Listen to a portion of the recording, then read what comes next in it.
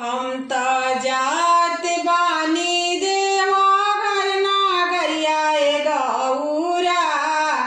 हम त जात बानी देवा घर नागरिया गौरा। तुहरा का चाही त बता दे गौरा।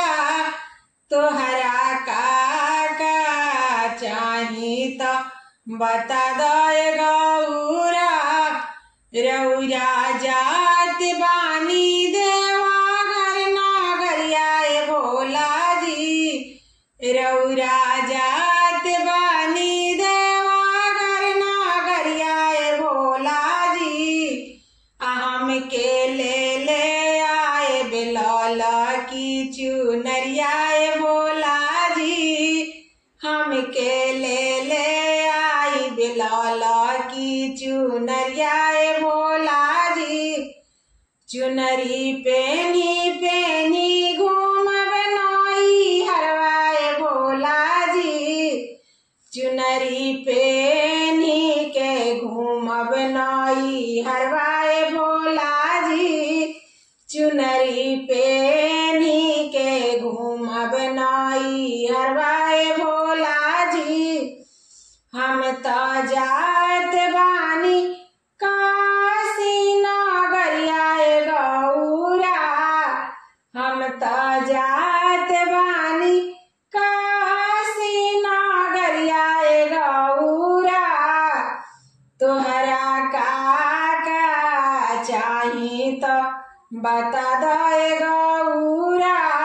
तुहरा का चाही त बता दे गौरा। रौरा जात बानी काशी नागरिया भोला जी। रौरा जात बानी काशी नागरिया भोला जी।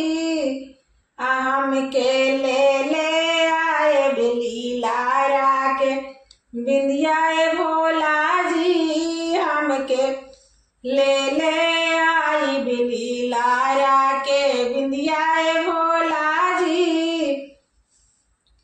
बिंदिया साटी साटी घूम बनोई हरवाए भोला जी। बिंदिया साटी साटी घूम बनोई हरवाए भोला जी। बिंदिया साटी साटी घूम बनोई हरवाए भोला जी। हम त जात बानी काशी नागरिया गौरा।